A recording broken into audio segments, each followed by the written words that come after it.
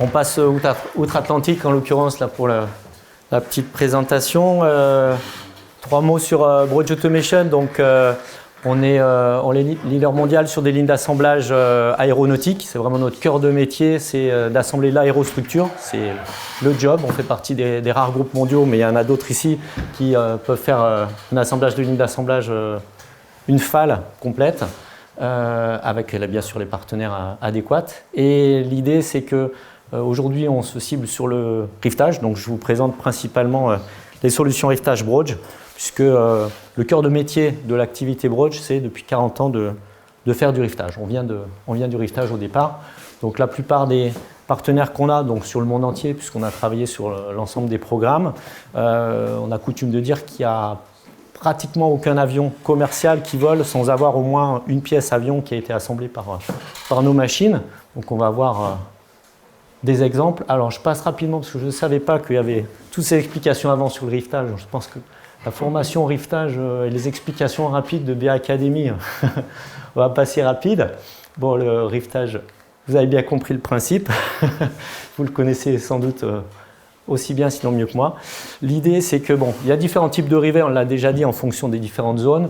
J'ai choisi simplement de vous présenter quelques applications. Bon, en l'occurrence, là, on est sur des rivets à bagues, donc les lock bolts. Voilà une machine. Donc là, typiquement, je vous présente l'effecteur, puisque notre cœur de métier, c'est de faire vraiment les effecteurs terminaux. Après, si besoin, on développe plus. En l'occurrence, là, c'est un effecteur qui est basé sur une base Cobot Universal Robot, mais ce qui nous intéresse, c'est uniquement le process. Donc, vous voyez, il positionne donc donc à l'intérieur, on a un chargement automatique de bagues. La bague arrive en tête, on vient placer la bague et donc on tire. Et une fois qu'on a atteint donc la force d'arrachement, on casse au niveau du couple. Voilà. Même principe, mais là cette fois-ci avec un cobot dédié sur la partie mastic. On en a peu parlé tout à l'heure, mais effectivement c'est un point important. Un des éléments qu'il y a sur les problèmes d'aéronautique, les problématiques d'aéronautique, c'est la corrosion. Effectivement, il faut les protéger. Donc il y a la partie étanchéité, puisque forcément dans les cabines on préfère être au chaud quand on est à moins 50 degrés. Mais pour le coup, il y a également un aspect corrosion, puisque les pièces, on a parlé, c'est de l'aluminium, c'est du titane ou du CFRP, maintenant du composite, justement parce qu'on veut s'affranchir des pièces qui rouillent. Voilà. Mais il y a de toute façon aussi, pour les faire durer une vingtaine, une trentaine d'années, ces avions, il faut aussi qu'on anticipe les protections de la corrosion. Une application pour vous présenter sur notre PowerAce, donc un robot qu'on a développé en interne qui lui est capable de percer fort sur du titane. Donc on gagne en cadence, on a construit une structure particulièrement rigide sur des pièces du commerce, SEW et Siemens, je les cite, ils sont là aujourd'hui. L'idée c'est qu'on travaille sur un robot 6 axes plus un axe Z. Le principe, on perce et puis on utilise cette fois-ci un fastener que j'ai montré en haut, donc qui est de l'entreprise Obet, Ergotech. On en utilise aussi des concurrents. L'idée, c'est de présenter le principe de fonctionnement. On a en haut l'unité de perçage, puisqu'on fait des effecteurs multifonctions. En bas, on a le chargement rivet. Donc, vous allez voir le transfert de rivet qui va se faire ici. Et puis, donc, le rivet que vous avez donc, en haut à droite va apparaître ici. Voilà, là, il est maintenu du coup avec un système en aspiration. Et puis, on va le positionner au couple défini. Et au couple défini, du coup, la partie noire va s'arracher et on va avoir un rivet dit flush. Donc là, perçage. On bascule sur le rivet. Et insertion rivet. Voilà pour le principe. Vous avez là donc le rivet flush.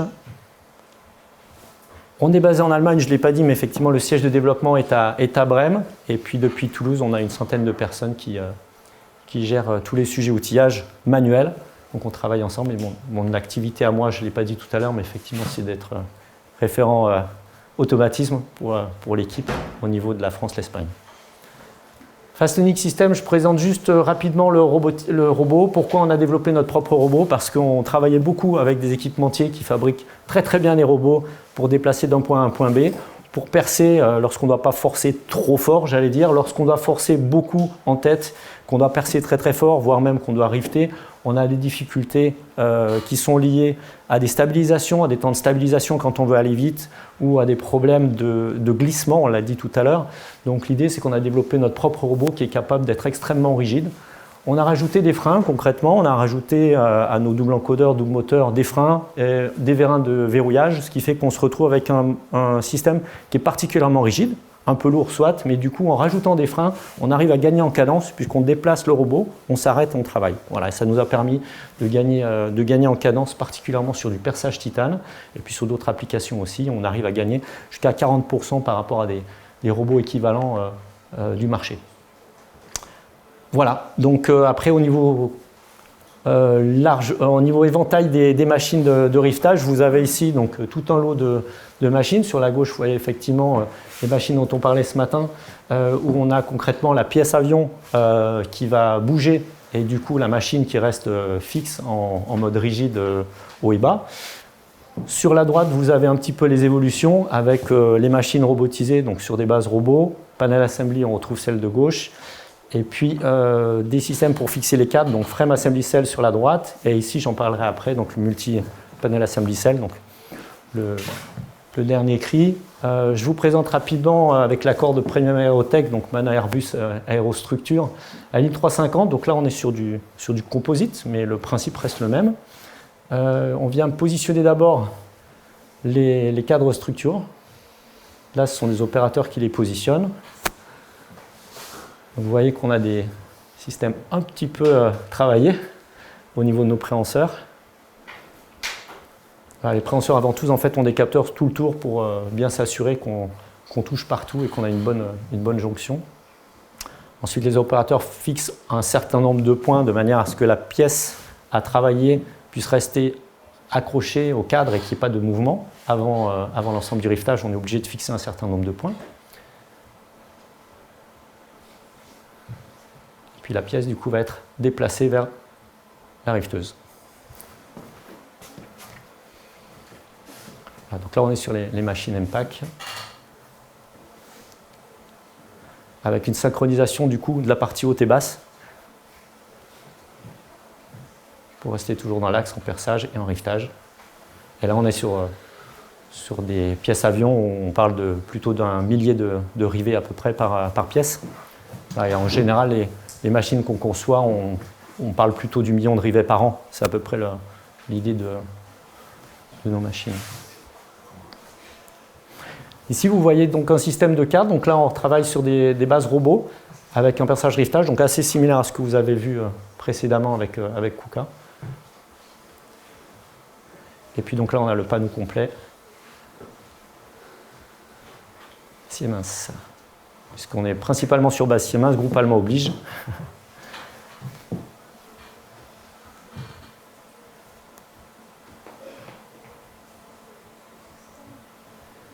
Voilà pour cette présentation. Quelques mots du coup sur le multi-panel assembly cell. Donc l'idée c'est qu'on a développé un nouveau système qui est sur une base de portique Country. Sur ce système-là, on a donc, comme je disais, une synchronisation haut et bas, avec une possibilité de tourner. Donc pour faire des pièces qui sont vraiment semi-tubulaires, on a la capacité de pouvoir les faire quasiment depuis le sol. On peut travailler beaucoup plus bas que sur les machines précédemment présentées. L'idée, c'est qu'on a donc deux zones de travail minimum, une zone de chargement-déchargement, une zone de travail, et donc on va intervertir, le portique bascule de l'un à l'autre, histoire d'optimiser les cadences. La maintenance du coup est facilitée, on peut la faire depuis le sol, les entretiens aussi, et puis on a des effecteurs terminaux, comme vous le voyez, qui sont relativement conséquents, multifonctions, avec bien sûr perçage, riftage, dépose de mastic, en fonction des besoins. Voilà. Et là, donc, on a surtout toute la partie vision qui va nous permettre de vérifier les performances de désaffleurement. Et derrière, un processeur qui va nous contrôler l'ensemble. Vous voyez les points rouges, ça veut dire les points où on a eu des défauts. Soit les rivets avaient des défauts, soit les perçages avaient des défauts. L'outil, par exemple, a été conservé trop longtemps. Tous ces points-là, du coup, nous permettent potentiellement d'arrêter en cours de cycle et d'avoir l'information dès le départ qu'on a eu un défaut de qualité, ce qui fait qu'on optimise le travail des opérateurs et on anticipe les problèmes de qualité s'il y en a. Voilà. Là, on est sur une partie virtual commissioning. Donc l'idée, c'est qu'avant même de concevoir la machine, on commence à travailler sur nos bases avec nos structures de machines standards. On vient tester les pièces avion et on fait des pré-tests anti-clash pour s'assurer qu'on n'aura pas de problème lorsqu'on va utiliser la machine. Donc avant même d'avoir conçu la machine, on connaît déjà le design avant qu'elle soit assemblée. Voilà. Je vais glisser quelques mots sur la partie digitale. Oui, je remontre, oui, simplement. Donc voilà le style de machine qu'on réalise aussi. Donc là, c'est vraiment très dédié, donc outre-Atlantique, où on a une machine qui a donc une structure intérieure, une structure extérieure. Donc on vient percer-rifter de l'extérieur. Et le point central, en fait, permet d'avoir donc la boutrolle, le point d'appui interne. Donc c'est des machines relativement conséquentes, mais extrêmement efficaces. Un petit point sur la digitalisation. Je vais laisser parler ma collègue Viviane. J'espère que le son est bon. Non, il n'est pas bon. Non, il va falloir que tu doubles. Bon, ben, du coup, c'est pas grave. Alors, on va recommencer. Est-ce que je vais y arriver? Si. Du coup, l'idée, c'est qu'on a développé beaucoup de systèmes technologiques, principalement, donc on a travaillé beaucoup sur les jumeaux numériques, c'est la principale activité qu'on a réalisée. Et puis, comme on est vraiment dédié sur le riftage, on a réalisé des trames, donc qui sont basées base CATIA, donc pour la partie virtuelle. On a également donc toutes les trames avec chaque trou, on sait exactement quel diamètre, quelle profondeur, quel type de rivet on va positionner, quel type d'attachement, s'il y aura du PR, donc du mastic ou pas, de manière à avoir en gros un cycle de fonctionnement. Et notre logiciel qu'on a développé, donc c'est un logiciel offline mais qu'on peut aussi utiliser online, qui va nous permettre d'optimiser le cycle de fonctionnement des machines. Donc là, on voit sur le PowerAce, cette fois-ci, là, on est sur le MPAC, donc deux types de robots aérospace qu'on a développés. Et on va voir un peu plus tard, du coup, voilà, les programmes qu'on développe, donc, qui sont sur base Siemens, comme je l'avais dit, et puis un programme propre qu'on a développé en interne Brugge pour optimiser du coup les cadences, pour optimiser les cycles. Et en fait, on en a déduit tous les temps de mouvement, donc quand on veut changer d'un point à un autre, combien de temps on met d'un axe à un autre, et ainsi de suite, ce qui fait qu'on optimise les cycles. Et on a utilisé donc notre système pour optimiser les cycles de cadence. Pour changer d'une pièce gauche à une pièce droite, par exemple, on optimise la symétrisation. Et puis ça nous permet du coup de dupliquer ces systèmes-là. Bien sûr, sur l'aéronautique, là vous voyez un passage où on est en train de faire le cycle type, où on va utiliser toujours le même système de perçage. Et notre logiciel va nous permettre de réfléchir au meilleur chemin, puisque quelquefois, le meilleur chemin, c'est de changer d'outil, de rester sur la même zone. D'autres fois, au contraire, c'est de rester sur le même outil tout le temps, et puis de faire tous les cycles, et ensuite de passer à un autre outil. Voilà. Donc le logiciel calcule le meilleur chemin en fonction des applications demandées. Voilà, donc de nouveau un type de simulation, comme on l'a montré tout à l'heure. Le principe de l'MPAC, c'est qu'en gros, vous voulez rajouter de la cadence, vous rallongez le rail et puis vous mettez plus de pièces les unes à côté des autres et le portique a juste à se déplacer. Voilà, donc nous, on a beaucoup travaillé ce système-là avec un principe de backbone, en gros, ce qu'on appelle le backbone, la colonne vertébrale du système, c'est qu'en fait, on travaille sur le logiciel numérique, on travaille avec les données réelles et avec les données numériques, ce qui fait qu'au fur et à mesure de l'avancement des pièces, on a les informations de la pièce réelle par rapport à la pièce théorique, et on vient compenser au fur et à mesure de l'utilisation la position, ce qui fait que si pour X raison on a un problème en cours de cycle, on s'arrête au moment où on a le problème, et on peut reprendre exactement là où on s'est arrêté, ce qui est malheureusement pas toujours le cas. Donc on a développé ces logiciels-là justement pour pouvoir s'arrêter où on veut en cours de cycle et repartir de là où on s'était arrêté. Ce qui paraît tout simple, mais ce qui est beaucoup de développement. Voilà, donc documentation transparente. Le principe, c'est qu'on travaille beaucoup sur le Line Management System, MES maintenant avec le jargon Airbus, donc tout ce qui est digitalisation et traçabilité des données. On optimise l'utilisation de la machine, bien sûr, avec une maintenance prédictive et avec une optimisation des cycles. Et puis, donc, on travaille l'amélioration continue avec ces systèmes-là. Voilà. Donc, au niveau des grandes lignes, pour résumer, automatisons le riftage. On est parti du manuel, on arrive sur la grande cadence. On a de la cadence de production qui est accrue, on est au rendez-vous, c'est vraiment le but.